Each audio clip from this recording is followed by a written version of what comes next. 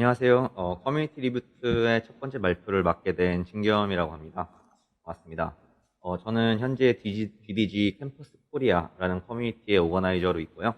그다음에 오늘 발표는 살짝 좀 펀을 좀 보태기 위해서 좀 캐주얼하게 진행을 해볼까 해요. 그래서 되도록이면은 이제 지금 보고 계신 여러분들과 커뮤니케이션을 좀 할 수 있으면 하려고 지금 옆에 유튜브 채팅창도 지금 띄워놓고 있고요.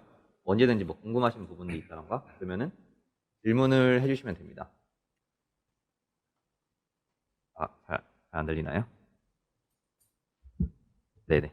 감사합니다. 네, 그러면은 본격적으로 시작을 좀 해볼게요. 먼저 이제 GDG 코리아에 대해서 먼저 소개를 좀 해드리고 시작을 하자면, GDG는 이제 구글 개발자 그룹의 약자로서 구글 기술에 관심이 많은 그런 개발자들의 모임이고요. GDG 코리아는 한국에 되게 여러 개의 챕터로 나뉘어요. 그 중에서도 이제 저희는 캠퍼스라고 해서 학생들과 이제 주니어 개발자들 위주의 어떤 챕터라고 보시면 되고요. 저희 커뮤니티에 조인을 하고 싶으시다면은 이제 저희는 페이스북에 GDG 캠퍼스 코리아라고 치시면은 바로 나오기 때문에 그거를 염두에 두시고 되게 다양한 행사들 많이 하고 있으니까 조인을 해주시면 될 것 같습니다. 자, 그러면은 오늘 이제 가장 대표적인 주제인 그 포스트 코로나 시대에서 과연 커뮤니티를 이끌어가는 리더들은 이 커뮤니티를 어떻게 운영을 해야 되는지, 사실 이 주제는 이제 모든 커뮤니티가 이제 현재 좀 겪고 있는 난제이자 계속 더 좋은 방법에 대해 연구 중일 텐데요. 저는 그 GDG 코리아가 이제 어떤 식으로 이 포스트 코로나 시대를 준비하고 있는지에 대해서 사실 저희도 시작한 지 오래되지는 않아서 살짝 이제 좀 맛보기로 좀 보여드리려고 하고 있고, 그다음에 이제 그 뒤에는 이제 저랑 또 다른 오거나이저 분들이 조사를 해본 온라인 이벤트를 여는 각종 다양한 방법에 대해서, 그리고 이제 마지막으로는 이제 저희 GDG 캠퍼스 코리아에서 이 저희만의 사례를 통해서 본 굉장히 심플하게 어떻게 이 웹으로 온라인 이벤트를 좀 진행을 할 수 있는지에 대해서 좀 누구나 좀 준비를 할 수 있게 좀 알려드려 보려고 해요. 그래서 이제 첫 번째로는 다시 좀 주제로 돌아와서 GDG는 현재 이제 그 온라인의 시대에서 어떤 준비를 하고 있는지에 대해서 좀 알아보겠습니다. 자, 네, 그렇습니다. 현재 코로나 2.5 단계인 현재 이 시국에서 저희가 이제 기존에 하던 각종 오프라인 행사는 할 수 없기 때문에 좀 하기가 힘들죠. 그래서 이제 저희 지금 화면에 보이시는 Stay Home and Code, 이게 올해 GDG 코리아 커뮤니티의 살짝 메인 씀이고요. 그다음에 이게 이번에 저희 구글 커뮤니티 매니저분께서 직접 좀 디자인을 해주셨어요. 그래서 저라면 이렇게 이쁘게 잘 못 만들었을 텐데 정말 좀 다행이라고 생각을 하고, 올해 이제 원래 저희가 한 달에서 두 달에 한 번씩 GDG 모든 운영진들끼리 정기적으로 하는 회의가 있는데, 지금 코로나로 인해서 거의 한 반년 동안 진행을 하지 못하고 있다가 8월 초에 온라인으로 처음으로 진행을 했는데요. 이 회의는 전국 각곳에 있는 각지에서 GDG 오거나이저 분들이 오기 때문에 몇십 명이 오는 되게 큰 회의예요. 그리고 아무래도 그렇다 보니까 현재 상황에서 오프라인으로 주최하기가 되게 힘들었겠죠. 그러다가 결국에는 이제 저희 온라인 구글 미트를 통해서 주최를 할 수가 있었고요. 자, 이 회의와 더불어서 사실 이에 앞서서 포스트 코로나 시대를 위해서 모든 오거나이저들에게 이 스테이 홈 키트라는 게 구글에서 이제 발송이 됐어요. 이게 뭐냐면은 티셔츠랑 그다음에 뭐 저희 뭐 현수막, 그다음에 화이트보드 스티커 등 되게 여러 가지가 키트에 담겨 있는 형태로 배송이 돼서 이걸 가지고 이제 뭐 회의를 하거나 이제 우리가 미드업을 할 때 조금 더 재밌게 진행을 할 수 있지 않을까, 약간 그런 취지로서 이제 구글에서 좀 준비를 해준 그런 키트이고요. 자, 이게 저희가 이제 회의하는 화면이고요. 다 버추얼로 모여있기 때문에 이런 식으로 구글 미트로 모두 다 온라인 회의장에 모여서 회의를 했습니다. 그다음에 뭔가 저희는 항상 그 미드업의 컨셉이 있어야 된다고 생각을 해서 이번 미드업의 컨셉은 치킨 미드업이었고요. 그래서 아이디어를 누가 냈는지 기억은 안 나겠지만 아마 제 기억으로는 커뮤니티 매니저인 그 나연님이었던 것 같아요. 그리고 뭐 어쨌든 이 치킨 미드업이란 주제가 뭐냐면 각자 집에서 치킨 그 쿠폰을 가지고 치킨을 시켜서 먹으면서 회의를 하는 거예요. 네.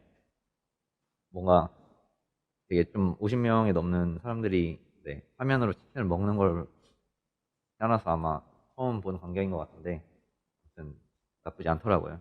재밌는 광경이었고, 이때 회의에 사실 가장 메인 씀은 이거였어요.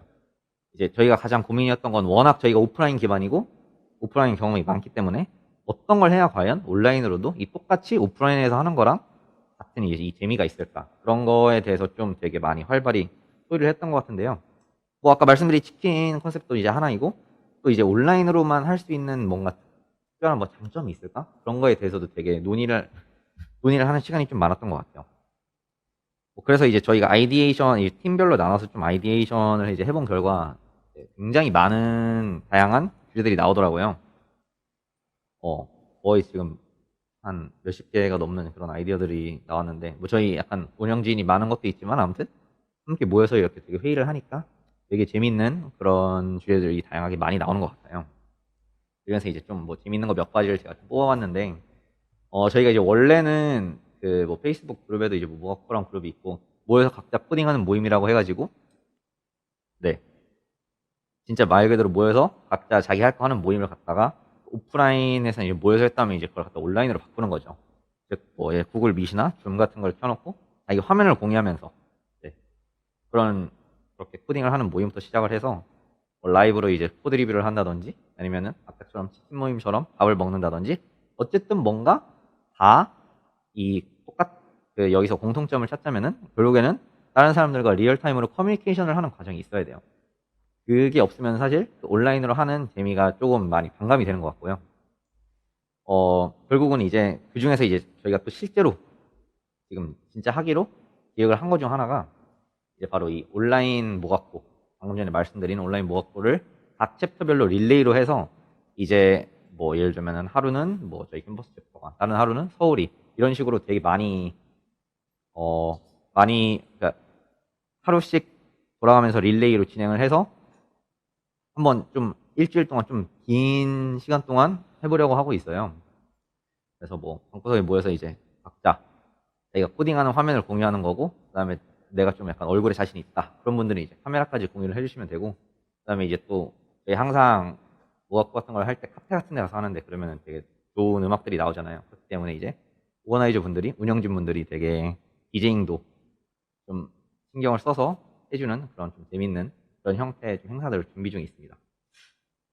그리고 사실 모르겠어요. 이걸 아직 공개해도 되는지 안 되는지 좀 잘 모르겠는데, 저희가 이제 또 이런 식으로 온라인 저희 모각고에 진행하시는 분들에게 다 이런 식으로 스티커를 직접 배송을 해드리고 있어요. GDG 스티커. 정말 귀엽죠? 네. 이런 스웨그, 이런 걸 갖다가, 네. 여기서 제가 그냥 잠시 한 가지 좀 조언을 드리자면은, 이건 사실 오프라인 미드업 때도 마찬가지이긴 한데, 항상 예쁜 스티커와 예쁜 티셔츠, 이거만큼 커뮤니티를 활성화시키는 게 없는 것 같아요. 물론 뭐 맛있는 음식이나 이런 것도 있지만, 항상 이런 걸 그 커뮤니티 참석하시는 분들이 가장 궁금해하고 또 참석률을 높이는 좋은 요소인 것 같더라고요. 그래서 온라인일 때랑 오프라인일 때랑 똑같이 가져갈 수 있는 요소 중 하나이다, 이거는. 이거를 좀 제가 말씀을 드리고 싶고요.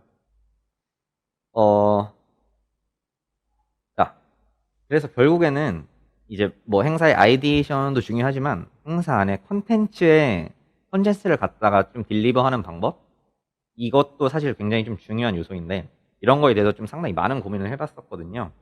근데 이제 저희가 느낀 지금까지의 어떤 딜리버리 방법 중에 가장 재밌었던 거는 이제 조금 더 참가자들이랑 실시간으로 소통을 하는 거예요. 뭐 아무래도 오프라인 행사 같은 경우는 그 발표자들이 있고, 발표자들이 이제 발표를 하는 동안은 사실 참가자들이 그렇게 많이 뭔가 피드백을 주고받는 그런 시간이 잘 없잖아요. 뭐 뒤에 QA 타임이 있어도 이제 뭐 좀 약간 소극적이신 분들은 그냥 가만히 앉아 있다가 맨 마지막에 뭐 뭔가를 물어본다던가. 근데 아무래도 이제 이게 온라인으로 변경이 되면서 이제 보통 저희가 이런 스트리밍 같은 걸 할 경우에는 채팅창을 항상 같이 뭔가 켜놔요. 그런 식으로 켜놓으면은 뭔가 이 살짝 그 참석자분들이랑 뭐라 그래야 되지? 라고 해야 되나? 그게 조금 더 실시간으로 잘 되는 것 같아서 그런 약간 오프라인에서는 가져갈 수 없지만, 물론 약간 텍스트라 조금 아쉽기도 한데 그런 부분들이 조금 되게 조금 더 매력적인 것 같고요. 뭐 다중방송 이거 아니면은 뭐 좀 다중방송을 한다던가, 즉 한 번에 좀 여러 명이서 같이 말을 하면서 그런 식으로 이제 그거를 갖다가 다른 분들한테 송출을 좀 해준다던가, 이런 게 조금 더 이제 활성화가 되면서 오히려 이제 일방향이 아닌 이제 서로 다중으로 하는 그런 약간 어떤 커뮤니티의 본질이라 하면 사실 이 커뮤니케이션인데, 그런 거에 대해서 좀 다시 한번 생각할 수 있는 그런 좋은 기회를 어떻게 보면 이 약간 제한된 그 이 코로나라는 상황이 가져다 준 게 아닌가 싶습니다. 자, 그래서 그러면은 사실 뭐 저희 GDG가 커뮤니티이고 그다음에 저희가 가장 많이 하는 건 사실은 이제 미더업이랑 행사 이벤트이거든요. 그래서 그걸 갖다 그러면 어떻게 준비를 하고 있냐 그런 거에 대한 좀 방법들에 대해서 이제 좀 설명을 좀 해드려 볼게요. 일단은 이거는 이제 저희 GDG 캠퍼스가 그 사회적 거리두기 단계에 따라서 각 단계별로 앞으로 어떤 방향으로 행사를 진행할지에 대해서 먼저 이제 좀 저희끼리 의논을 하고 정해본 가이드라인인데, 이제 보시면 이제 사회적 거리두기 1단계부터 어느 정도 이제 좀 제한이 들어가기 시작하죠. 대규모는 최대한 자제하고, 거기서부터 이제 뭐 2단계에서는 뭐 아주 소규모의 온라인 플러스 오프라인 행사를 한다. 플러스 지금 저희가 진행하고 있는 행사 같이 뭐 스튜디오 기반이라던가 이제 2.5단계에서 3단계로 갈수록 점점점 완전히 이제 온라인화가 되죠. 자, 이제 이걸 만들다 보니까 이제 자동으로 드는 생각이, 이렇게 온라인에서 오프라인 사이에 우리가 진행해 볼 수 있는 이 행사를 크게 이런 식으로 한 5가지 정도로 보니까 나눠볼 수 있는 것 같더라고요. 제가 처음으로 뭔가 이런 진행하는 행사를 갖다가 나눠본 게 저도 처음인데, 이제 보통 이제 우리가 코로나를 하기 전에 했던 거는 이런 식으로 한 2가지 정도로 생각을 할 수가 있을 것 같아요. 완전 100% 오프라인인 행사를 하던지, 아니면 뭔가 온라인을 해도 항상 뭔가 오프라인이 메인이고 온라인은 살짝 좀 곁들여 하는 정도? 뭐 해봤자 그냥 세션을 녹화해서 나중에 유튜브에 올린다든지, 아니면 뭐 페이스북 라이브, 약간 핸드폰 갖다가 이제 삼각대에 세워놓고 페이스북 라이브 정도로 진행을 한다든지, 크게 그쪽에 많이 신경을 안 썼던 그런 류의 행사예요. 근데 이제 그러다가 저희가 이제 그 코로나 이후에 점점점 더 온라인이 메인인 단계가 되면서, 그 다음은 이제 온라인과 오프라인을 살짝 합친 형태의 행사 좀 위주로 가게 되었는데요. 자, 이제 여기서부터는 온라인이 우선순위가 됩니다. 자, 그래서 대부분의 참여자가 온라인이라는 거를 전제하에 두고, 뭐 온라인 플러스 오프라인이라고 해도 한 이제 오프라인인 참석자는 한 20명에서 30명 정도의 좀 소수의 명만 행사에 좀 초청을 해서 발표회를 보면서 진행을 하는 형식으로 하고요. 참고로 이제 저희 GDG 캠퍼스가 이런 행사를 처음으로 한번 GDG 중에서는 해봤었고, 이때는 물론 사회적 거리두기가 이제 2단계 격상 중이라 가능했던 부분이고, 그 이후로는 이제 완전히 온라인 행사인데, 스튜디오 진행 방식의 온라인 행사 4단계는 이제 완전히 발표자들과 운영진 그리고 뭐 스태프끼리는 다 스튜디오에 모여서, 즉 지금 저희가 오늘 지금 진행하는 행사의 형태처럼 이제 진행을 하지만, 이 방법들을 그리고 사실 요즘 되게 많이 이용하는 것 같아요. 발표자들이랑 운영진들끼리만 다 모여있는. 그리고 이제 이게 온라인이 주류가 되는 3단계부터 이 4단계, 이 두 개는 점점점 장비도 많아지고 굉장히 복잡해져요. 세션 엔지니어링을 하려면 상당히 많은 장비 같은 것들이 좀 투입이 돼야 되죠. 자, 그 다음에 이제 가장 마지막 5단계는 완전 100% 온라인으로 진행이 되는데, 자, 이건 정말로 다들 방구석에 앉아가지고 발표자도 그렇고 운영진도 그렇고 모든 걸 다 이제 각자 집에서 하는 형태입니다. 자, 이건 오히려 이제 앞에 2단계보다는 사실 세팅이 조금 더 간단한 형태가 될 수 있는데요.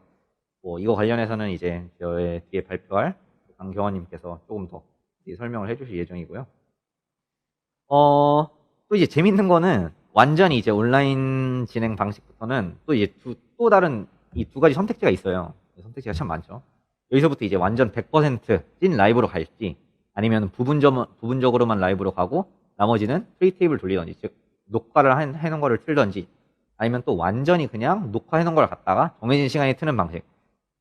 네, 이건 사실 뭐 라이브라고 보기에는 좀 힘들겠죠. 근데 이제 또 요즘 같은 경우는 이런 식으로 프리테이블 많이 돌리더라고요. 근데 그 이유가 뭐냐면은 사람들이 이제 라이브에 익숙하지 않고 뭔가 라이브는 항상 보면은 방송 사고가 50% 이상의 확률로 좀 나오더라고요. 그래가지고 그런 거 좀 사실 방송 사고가 나는 것보다는 조금 뭐 라이브의 어떤 매력이 조금 감소하더라도 일단 조금 더 안전하게 뭐 가겠다, 약간 이러시는 분들이 좀 많은 것 같아서 프리테이블 돌리는 것 같은데, 제 생각에는 점점점 이제 그 커뮤니티나 이런 걸 오거나이징 하시는 분들이 라이브에 익숙해지시면은 이 약간 녹화를 해놓고 그걸 트는 그런 비율은 점차적으로 저는 줄 거라고 생각을 합니다. 조금 이제 시간과 경험이 해결해줄 문제라고 저는 생각을 하고 있고요. 자, 그리고 이제 어쨌든 저와 나머지 발표자분들이 이제 그 온라인으로 진행을 하는 이 즉 3단계에서부터 5단계까지 조금 더 집중을 해서 오늘 여러분들에게 설명을 해드릴 예정인데요. 온라인으로 진행을 하기 위해서는 사실 소프트웨어랑 하드웨어 둘 다 좀 굉장히 많은 신경을 써야 하는 게 사실이에요. 그래서 여러분들이 이제 또 오프라인 뭐 온라인 행사를 진행하기 위해서는 비용에 대해서도 좀 만만치 않게 생각을 많이 해보실 텐데, 오프라인일 때는 저희가 사실 장소에 대한 비용이 가장 컸다면은 이제 이게 온라인으로 좀 넘어오면서 소프트웨어라던가 장비, 뭔가 세션 엔지니어링 이런 거에 관련된 또 다른 비용들이 좀 새롭게 떠오르고 있는 어떤 이슈이긴 합니다. 그래서 저는 이제 좀 말 그대로 간단하고 쉬운 방식에 좀 누구나 할 수 있는 그런 진행 방식을 설명을 해드리기 위해서 주로 약간 좀 10만 원 내외 범위로 행사를 진행할 수 있는 방법에 대해서 좀 설명을 해드려 볼까 해요. 자, 그래서 먼저 우리가 이제 성공적인 온라인 이벤트를 진행하기 위해서는 뭔가 어떤 이제 전처리 과정을 거쳐야 되는지 그거에 대해서 조금 설명을 해드리자면, 일단은 저희가 영상 소스를 갖다가 시그널을 갖다가 인코딩을 해야 되고, 얘를 갖다가 그 서버, 그 다음에 서버까지 소스를 딜리버리 해주는 과정도 필요하고, 얘를 갖다가 그 다음에 나중에 또 공개를 하기 위해서는 녹화를 한 다음에 저장 또한 해야 되고, 그 다음에 얘를 갖다가 수많은 유저들에게 브로드캐스팅 해주는 플랫폼 또한 필요하고, 나중에 공개를 한다는 가정하에 이 비디툴을 갖다가 편집도 해야 되고, 그 다음에 여러 가지 화면 같은 걸 스위칭하는 비디오 엔지니어링이나 뭐 세션 엔지니어링 이런 것까지 좀 필요한 되게 좀 총체적으로 복잡한 과정들이 좀 필요해요. 기존에 이런 식으로 많이 진행을 했었고요. 그래서 사실 이 뭔가 온라인 상에서 필요한 플랫폼 같은 것들이 예전에는 사실 뭔가 설문 받고 티켓팅하고 약간 이런 플랫폼 정도로 좀 국한이 됐었어요. 그래서 뭐 제가 지금 보여드리는 기존의 이벤트 플랫폼 같은 것들을 이용을 하면은 뭐 행사를 그렇게 어렵지 않게 좀 진행을 할 수 있었는데, 이제는 이런 플랫폼들이 현재는 뭔가 온라인에 대한 대비가 아직까지는 좀 되어 있지 않은 관계로 어떤 걸 써야 될지 이제 모르겠는 거예요. 이제 여기서부터 또 리서치를 해야 되고. 그래서 아마 뭐 지금 보고 계신 분들 중에 뭐 커뮤니티를 주최하시는 분들이 약간 들어오셨는지 모르겠는데, 있다면은 뭐 너무 당연히 똑같이 이제 리서치를 좀 해보셨을 거예요. 그래서 이제 가장 처음으로 다들 생각을 하는 거는 컨퍼런스 콜, 즉 화상회의용 플랫폼. 이거는 이제 다대다 어떤 서로가 서로를 다 보면서 회의할 수 있는 그런 거에 초점을 맞춰져 있는 플랫폼들이죠. 대부분 다 웹RTC 기반이기 때문에 레이턴시가 굉장히 낮고요. 보통 0.5초 가량의 레이턴시를 가지고 있고, 모두가 서로를 보고 말하는데 초점이 맞춰져 있기 때문에 약간 스트리밍, 즉 뭔가 발표자 중심의 어떤 플랫폼으로서는 부족한 기능들이 굉장히 많아요. 굉장히 많고, 뭐 권한 설정에 대한 문제도 있고, 이거 하나만 쓰기에는 조금 부족한 감이 없지 않아 있죠. 자, 그래서 또 찾아보면 나오는 게 이제 방송용 플랫폼이에요. 뭔가 송출을 하고 참가자가 이걸 보는데 초점이 맞춰져 있고, 주로 얘네는 이제 문제가 뭐냐면 이제 한 채널, 유튜브 같은 경우는 채널이 좀 다중으로 된다고 하긴 하는데, 아무튼 한 개의 메인 채널에서 방송을 하며 뭐 한 채팅 정도로 이 참가자들과 소통하는 그런 기능들이 있는데, 이제 사실 뭐 이것뿐이고 다중 방송이라던가 뭐 선별된 사람만 들어온다던가 이런 기능들이 좀 약하죠.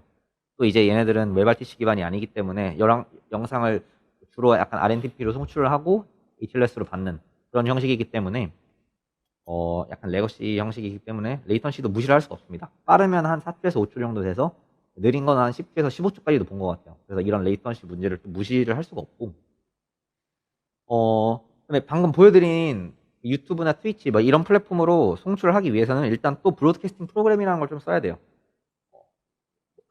가장 사람들이 많이 사용하는 뭐 OBS라던가 뭐 VMix 이런 걸 좀 써가지고 이런 프로그램 같은 경우는 이제 그 메인 컴퓨터에 설치를 하면은 이제 브로드캐스팅 살짝 못하는 것 같네요. 그 소스 딜리버리랑 데코딩, 인코딩 같은 걸 모두 해주고, 화면을 갖다 하나로 합성해서 얘를 즉 인코딩해서 유튜브로 쏴주면은 유튜브가 이제 브로드캐스팅 해주는 그런 소프트웨어예요. 그래서 네, 방금 전에 보여드렸던 그런 플랫폼들, 유튜브 같은 거랑 사용하기 위해서는 이런 플랫폼들이 필수 불가기로 하고, 다만 러닝 커브가 좀 있고 무조건 설치를 해야 된다는 뭐 단점이라든지, 즉 좀 간단하게 주최하기 위한 분들한테는 좀 부적절할 수도 있다는 생각을 좀 해요. 그래서 이제 또 요즘 나오고 있는 것들이 그 방금 보여드린 뭐 OBS 이런 브로드캐스팅 플랫폼보다는 조금 더 간결한 2세대의 어떤 영상 프로듀싱 플랫폼들이 점점 나오고 있는데, 최대한 이 플랫폼들의 어떤 장점은 뭐냐면은 그냥 브라우저 내에서 모든 걸 다 처리할 수 있게 처리해가지고 얘를 갖다가 얘도 전에 보여드린 OBS 플랫폼들이랑 비슷해요. 비슷해서 영상을 갖다가 하나로 모아서 쏴주면은 얘네 서버에서 직접 또 유튜브로 쏴주고 결국에는 이것도 이제 그 프로듀싱이랑 인코딩을 해주는 플랫폼이거든요. 이런 플랫폼들이 이제 막 나오고 있고 뭐 이 중 대부분은 사실 베타에 있는 것들도 있고 근데 그래도 이런 플랫폼들은 좀 러닝 커브가 굉장히 좀 낮기 때문에 그래도 조금 더 아까 말씀드리는 플랫폼들보다는 네, 괜찮은 것 같더라고요. 그래서 방금 말씀드린 어떤 약간 그런 플랫폼들을 기준으로 살짝 좀 잘리네. 플랫폼들을 기준으로 여러분들이 이제 뭔가 라이브 이벤트를 진행한다라고 가정을 했을 때 약간 이런 식의 뭔가 도식도가 나올 거예요. 저기 보이시면은 그 마스터 컴퓨터라고 되어 있죠. 마스터 컴퓨터에 아까 제가 말씀드린 그런 프로듀싱 플랫폼들을 갖다가 설치한 뒤에 뭐 외부 카메라랑 마이크 같은 것들 지금 뭐 제가 저를 지금 비추고 있는 뭐 카메라나 마이크 시작을 해서 만약에 여기서 이제 또 아까 그 대회 인사해 주신 다른 분들도 영상에 올라가고 싶으면은 그분들이랑 또 이제 줌이나 뭐 구글 밋 그런 걸로 연결을 또 좀 해야 되고 만약 이런 방식이 아니라 또 제가 그냥 제 컴퓨터를 보고 제 컴퓨터에 나온 그 스크린과 거기에 나오는 웹캠을 연결해야 된다. 그러면 또 다른 소스를 연결을 해줘야 되고요. 얘를 갖다가 마스터 컴퓨터에서 믹스인을 해서 얘를 이제 또 브로드캐스팅을 해주는 각종 플랫폼으로 써준 다음에 얘가 이제 비로소 참가자한테 갈 수 있는 어, 그런 형태의 어떤 방송이 돼요. 이런 것들을 많이 사용을 하고 있고요. 여기다가 뭐 티켓팅까지 더 하려면은 약간 이런 식으로 티켓팅 플랫폼을 붙인 뒤에 거기서 이제 참석자들을 뽑아내서 그 선별된 참석자들한테만 또 링크를 쏴주는 약간 그런 복잡성이 하나가 더 추가되는 그런 방식이 되겠네요. 근데 뭐 만약에 또 티켓팅 플랫폼에 그 서비스 인베딩이 안 된다, 뭐 말씀드린 유튜브 같은 서비스 인베딩이 안 돼 있는 상태라면은 방금 전에 말씀드린 대로 따로 링크를 뽑아서 참석자들한테 쏴줘야 되는 그런 불편함이 있을 수밖에 없죠. 그리고 이런 플랫폼들의 문제점이 사실 뭐냐면 아까 말씀을 드렸지만 단방향성이 조금 크다는 게 문제예요. 그래서 약간 어떤 그냥 특정한 어떤 그 마스터 컴퓨터에 있는 그 화면만 계속 송출해주는 그런 방식이기 때문에 아무래도 그 뭐라고 해야 되지? 다중 방송을 하기에는 조금 부족한 면이 있다. 그리고 그러니까 불가능하진 않은데 복잡하다. 약간 이런 거를 조금 인지를 해주셔야 될 것 같고.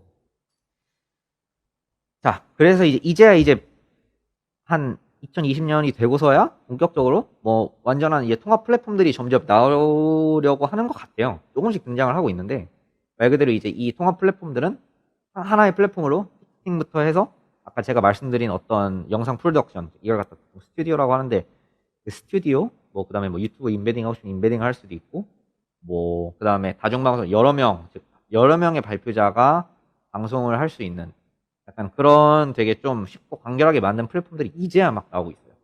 근데 문제는 뭐냐면 이제야 나오고 있기 때문에 이 중에서 한 3개는 베타예요. 이 중에서 네, 2-3개 정도는 베타예요. 베타고 뭔가 아직 약간 한국 리전에서 제대로 지원 안 한다는 그런 감도 없지 않아 좀 존재하고 있고 근데 조금 더 지켜볼 필요가 있습니다. 이런 플랫폼들은 아마 조금 고도화되면은 충분히 쓸만해질 것 같고 하지만 어쨌든 이런 것들을 저는 지금부터 조금 적극적으로 도입을 하려고 시도를 하는 중이긴 한데 그렇기 때문에 이제 네 그런 플랫폼들을 좀 적극적으로 활용을 해서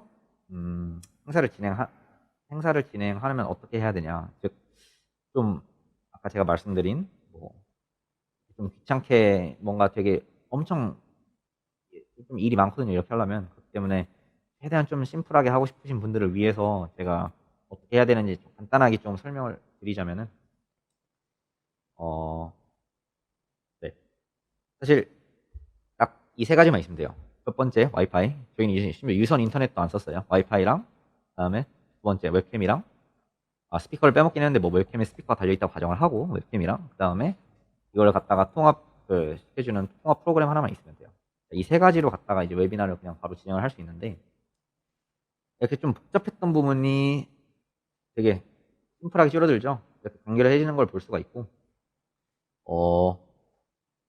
거기다 이제 뭐 티켓팅 플랫폼 정도를 하나 붙인다면 이런 식의 어떤 모식도가 될 건데, 아까보다는 훨씬 간결하긴 하죠. 훨씬 간결하고, 실제로 이제 이거는 저희가 지난달 8월에 GDG 캠퍼스에서 썸머스쿨 행사라는, 썸머스쿨이라는 행사를 진행을 했던 방식입니다.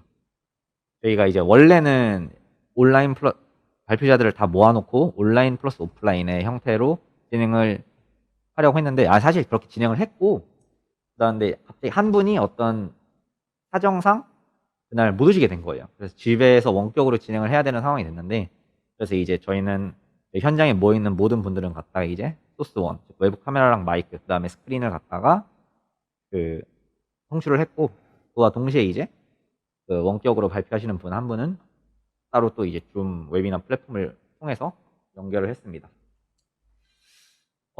그래서 이제 아까 말씀드린 5개 단계 중에 저희 행사를 보자면은 한 3단계 정도 되겠죠. 자, 그래서 네, 이 행사를 진행하기 위해서 저희가 좀 필요했던 플랫폼들은 한 이 정도 돼요. 외부 카메라가 하나 정도, 이제 로지텍 외부 카메라가 하나 필요했고, 물론 삼각대를 포함한 외부 카메라랑, 그 다음에 스크린 쉐어를 할 수 있는 기능, 그 다음에 또 제3자의 스크린 쉐어 플러스 그 제3자의 뭐 웹캠이나 카메라를 송출할 수 있는 기능, 화면 레코딩, 그 다음에 티켓팅, 그 선별된 인원만 뭐 참석할 수 있도록 하는 설정과, 그 다음에 뭐 각종 QA, 여기는 제가 써놓진 않았는데, 뭐 각종 QA나 채팅, 이런 기능도 있었고, 그 다음에 얘를 갖다가 이제 마지막으로 뭐 브로드캐스팅, 즉 쏴주는 기능까지 있었어요. 얘는 사실 대부분 다 줌 웨비나로 어느 정도는 해결이 되긴 했어요. 이게 저희는 마스터 컴퓨터에 그냥 사실 뭐 로지텍 카메라 같은 경우는 USB로 꽂으면 그냥 바로 제가 인풋으로 인식을 해서 브라우저 내에서, 줌은 브라우저를 안 쓰구나. 네. 줌 그 클라이언트 내에서 하나의 어떤 소스로 인식을 해가지고 되게 좀 가장 슈퍼호스트가 좀 자유롭게 변환을 할 수 있는 그런 과정들을 가지고 있어서 문제 없이 얘를 조금 진행을 하긴 했었습니다. 되게 심플하게. 그리고 저희 준비 기간도 예를 들면 행사 시작이 한 2시였다면 한 12시부터 준비를 해서 그렇게 많이 걸리지도 않았었고, 이게 저희 행사를 했던 사진이고요. 이런 식으로 이제 이거는 행사를 시작하기 전 준비 한 1시간 정도 전에 찍은 사진인데, 앞에 이런 식으로 화면을 띄워놓고,